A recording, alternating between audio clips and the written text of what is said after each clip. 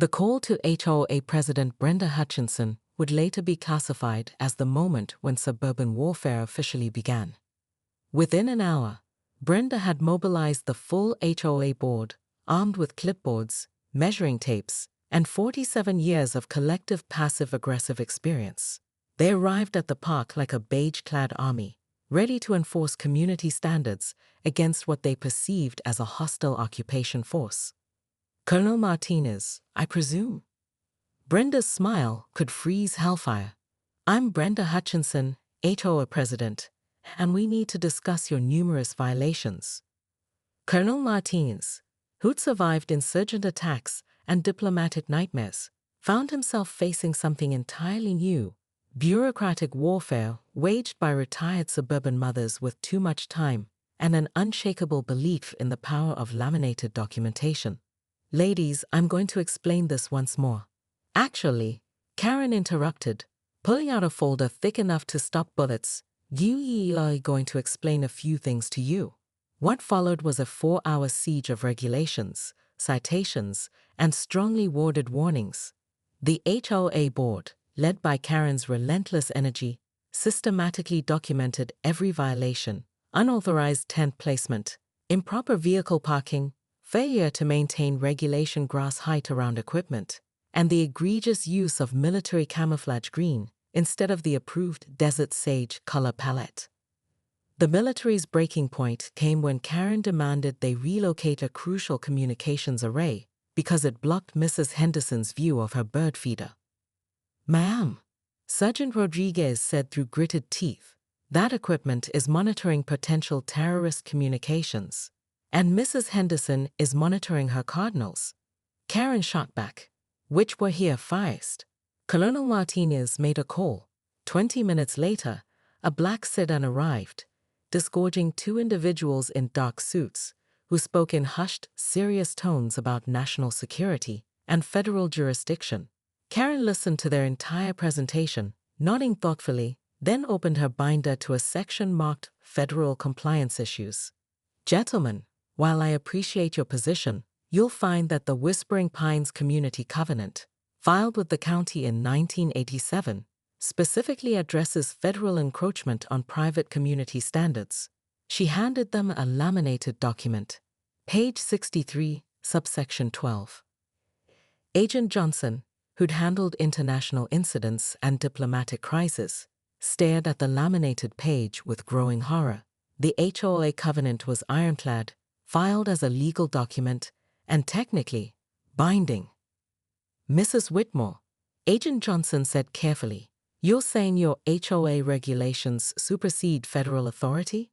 I'm saying, Karen replied with the confidence of someone who'd memorized every municipal code in 3 counties, that you didn't do your homework. The standoff stretched into the evening. Military personnel found themselves trapped between national security imperatives and an HOA board that had somehow achieved legal checkmate through decades of obsessive documentation and bureaucratic overpreparation. As darkness fell, Colonel Martinez approached Karen at her violation station, which had evolved into a full command center complete with hot coffee and homemade cookies for her compliance team. Mrs. Whitmore, what would it take to reach a compromise? Karen's eyes gleamed with the light of victory. She'd fought City Hall, the County Planning Commission, and 3 different utility companies. The United States military was just another bureaucracy to be conquered. Full compliance with community standards, proper permits for all equipment, and, she paused dramatically, your commanding officer attends next month's HOA meeting to discuss ongoing coordination. Colonel Martinez felt something inside him break. Fine. But as Karen packed up her citation station that night, neither she nor the military realized that their clash had attracted attention from a far more dangerous enemy, one that had been monitoring both the HOA's legal maneuvering and the military's operational security. Someone had been taking notes, and they were very interested in a community that could bring the U.S. military to its knees, with nothing but regulations and sheer determination. Karen's victory was about to become everyone's problem. Karen Whitmore stood on her perfectly manicured lawn at 6:47 a.m., wielding a measuring tape like a sword, screaming at the military convoy rumbling down Maple Street. Your tree CKs are XCE ding he POSD weighty lime IT by APPROXIMATE FO. A young sergeant rolled down his window. Ma'am, we're conducting authorized emergency training exercises. I don't care if you conduce tang World War III. Karen shrieked, her voice carrying across 3 zip codes. This is a residential, nay HBOR with very SPCFICHOA regulations.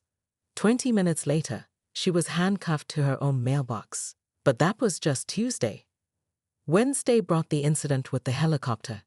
Karen had positioned herself in her backyard with a laser pointer, attempting to signal the military aircraft that their flight path violated Section 12.3b of the Whispering Pines HOA bylaws regarding excessive noise pollution during designated quiet hours.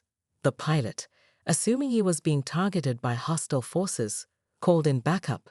Within minutes, Karen's prize-winning rose garden was surrounded by tactical teams.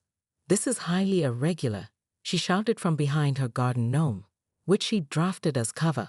I demand to speak to your commanding officer, and whoever trampled my petunias owes me $67 in replacement costs. By Thursday, Karen had escalated to what she called Phase 2 of Operation Compliance. She'd set up a folding table at the end of her driveway, complete with a clipboard, a calculator, and a homemade sign reading "You take the military activity via on station." Every military vehicle that passed received a handwritten citation, complete with Karen's interpretation of applicable HOA fines. Staff Sergeant Rodriguez, who'd been assigned the unfortunate task of Karen management, approached her table with the weariness of a man who'd survived 3 tours in Afghanistan, but wasn't sure he'd survive Karen. Mrs. Whitmore, I need you to understand that military operations supersede HOA regulations. Karen adjusted her reading glasses and consulted her 3-inch thick binder. Actually, Sergeant Rodriguez, if you'll refer to page 47 of the Whispering Pines Community Guidelines, you'll see that no external entity, military or otherwise, may operate heavy machinery between the hours off. Ma'am, we're preparing for a potential national security threat, and I'm preparing a strongly worded letter to your superior officer, the mayor, the governor, and the president if necessary. Karen's voice reached that special pitch that made neighborhood dogs howl in harmony. This community has standards. Rodriguez rubbed his temples. In his career, he'd negotiated with warlords, but none had been as relentless as the blonde woman in the world's #1 Mon t-shirt, currently lecturing him about proper lawn maintenance protocols. The breaking point came when Karen discovered the temporary military command post had been set up in the community park without filing the proper permits with the HOA Architectural Review Board. She marched across the street, burst through the security perimeter, and demanded to speak to whoever's in charge of this unauthorized structure. Colonel Martinez looked up from his tactical maps to find a middle-aged woman pointing an accusatory finger at his communications equipment. Ma'am, you're in a restricted area, and you're in violation of 17 different community guidelines.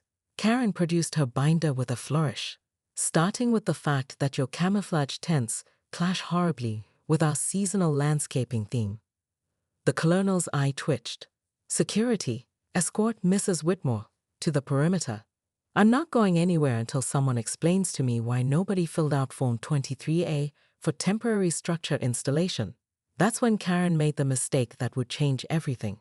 As the MPs moved to escort her out, she grabbed the colonel's satellite phone and speed-dialed the HOA president. Brenda? Karen. Yes, I know it's early. Listen, I need you to activate the Emergency Community Standards Protocol. We have a Code Red violation in progress.